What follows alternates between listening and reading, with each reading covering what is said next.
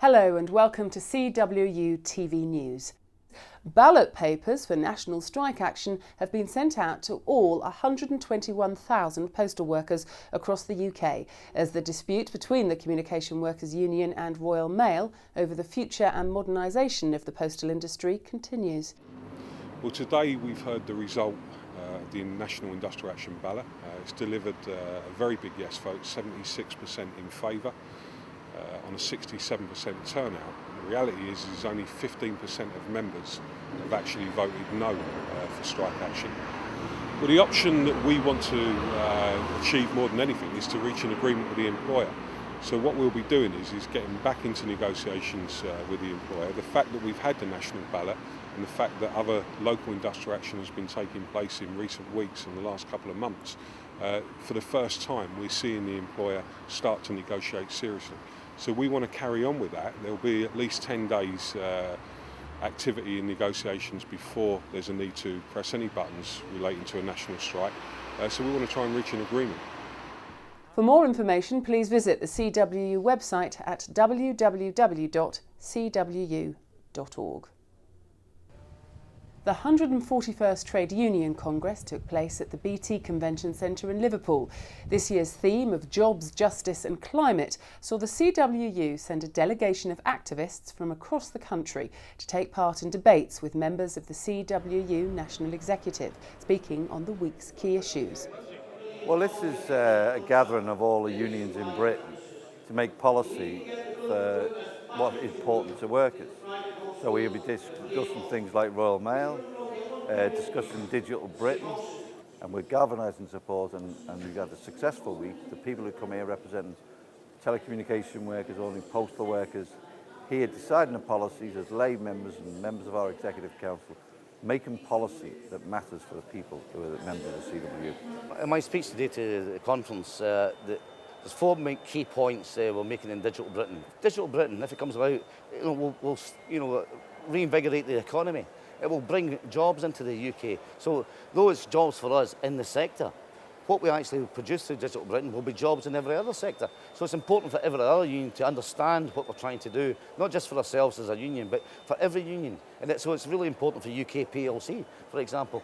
And we think, with the support of the TUC behind us and Brendan Barber and the General Council, the pressure we can put onto government is much more than the CWU put on and possibly Connect putting on their little bit of pressure. So it's all about adding pressure to the government and get them to agree with us and try and bring that legislation forward.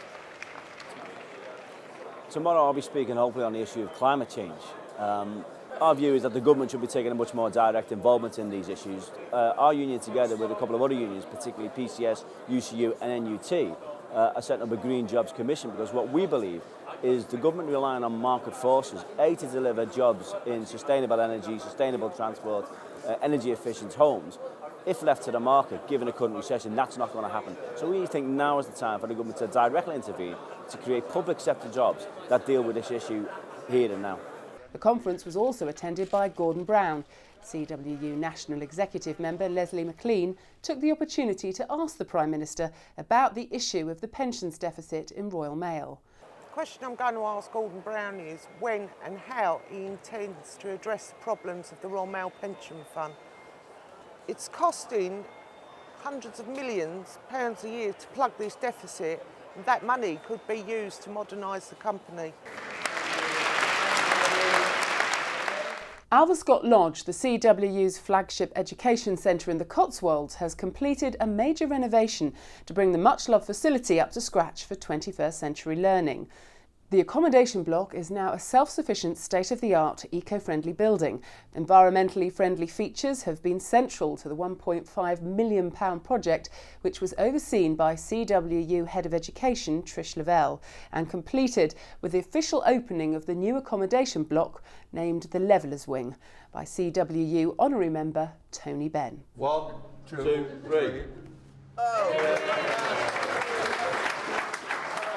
Tony Benn was here today to open our brand new wing of our education centre.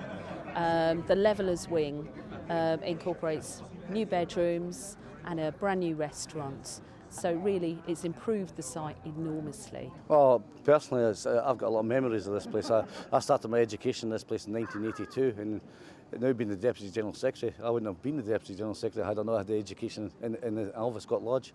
The building itself is far superior to the old buildings we had. It's environmentally friendly. It's really good accommodation. The facilities itself are great, but at the same time we've kept the old character in the old part of the building, and I think that's important. We keep that character there. So there is got a bit of quirkiness in the old part, but I think the students that come here like that as well. At least they've got a decent accommodation to actually stay and do the work in. To find out more about what courses are available, visit the CWU Education website at www.cwueducation.org. Conference delegates at the Labour Party conference in Brighton unanimously backed the CWU's call on the government to take immediate steps to take responsibility for the Royal Mail pensions deficit. Moving an emergency resolution to conference, CWU General Secretary Billy Hayes said postal workers have already been through large-scale modernisation, but there must be an agreed approach in the future, and resolving the pensions deficit will assist in reaching such an agreement. The CWU and the TUC have written directly to the Department of Business, Innovation and Skills, warning them that any subversion of the equal treatment aims of the Temporary Agency Workers Directive will undermine the whole objective of EU legislation intended to stop the exploitation of agency workers. Concerns are mounting that the imminent publication of the government's draft regulations on how the legislation should be implemented in UK law may provide employers with a loophole to avoid paying equal pay to agency workers through the use of opt-outs or derogations. The CWU believes that we put a very good case up to the government officials as to why we see that this is not necessary, and indeed that it would actually cause more problems by implementing. What they intend to do now is to consider those responses and publish draft regulations where all parties will have the opportunity to make an input into those draft regulations. The CWU will be responding to those regulations, and we will be doing what we can to ensure that derogation is not used in the UK. Following the result of the ballot, whereby CWU members in Openreach have rejected attendance pattern proposals by 56% to 44%, a CWU team from head office have met with management to find out the company's next steps and to press home the union's determination to preserve long-term job security for its members. Well, obviously we had the ballot result, 56% against what we proposed. Disappointing from an executive point of view, but we have to take on board the membership.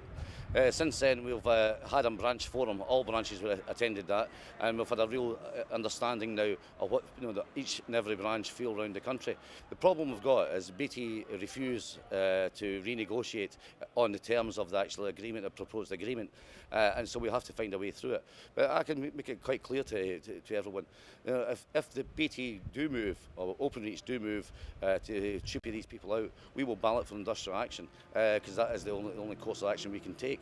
Isle of Man CWU members have voted unanimously to accept a 2.5% pay increase and overwhelmingly endorsed a new agreement protecting their final salary pension scheme. Well, given the current financial climate, I was absolutely delighted recently to have achieved agreements on both the retention of the final salary pension scheme for Isle of Man postal workers, which had been closed but is now reopened not just to existing members but also to new entrants, avoiding a two-tier pension arrangements. And we also, combined with that, managed to achieve a pay deal this year of 2.5% backdated to April. And our response, our delight at achieving those agreements was also reflected in the ballot result, where the members in the Isle of Man voted 100% for the pay deal and 99.7% for the changes to the pension arrangements, which, as far as we're concerned, gives those members not only security of standard of living, but also security in retirement in respect of their pension.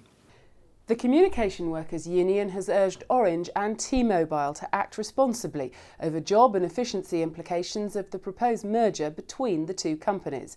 It's expected that the proposed merger may lead to job losses and possibly site closures of both call centres and retail outlets. However, the CWU is determined to protect workers from the inevitable drive for efficiencies which a merger will bring. The CWU, as I've said already, is seriously concerned for the impact on our members, and we're addressing those concerns by going to the top. We've been having an informal dialogue with Orange for over 2 years now.